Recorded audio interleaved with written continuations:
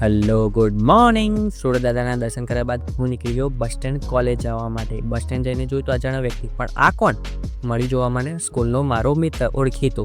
એના જોડે થોડી વાતો અને ગપશપ કરીને હું આવી ગયો ટ્રેન જોવા ફાટકે, પણ ટ્રેન તો ના, એટલે ઇન્વિઝિબલ ઘડિયાળમાં ટાઈમ જોઈને હું નીકળી ગયો કોલેજ જવા માટે.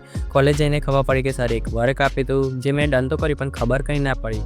સરનું લેપટોપ અંદર અને અમે બધા બહાર.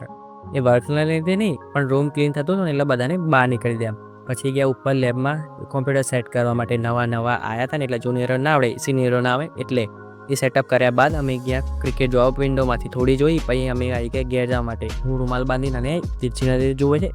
ઘેર આવીને જોયું તો બેગનો પટ્ટો તો તૂટી ગયો. તૂટેલો પટ્ટો ને મેં આ સાઈડના ખાનામાં મૂકી દો, પણ એ કાનું હતું એટલે મેં બેગ ફટાફટ લઈને મૂકી દીધું અંદર કબાટમાં ચૂપચાપ. તમે પણ કોઈને ના કહેતા પ્લીઝ, મારી વિનંતી છે. બટ આના વ્લોગમાં આટલું. મળે એક નવો. Bye bye.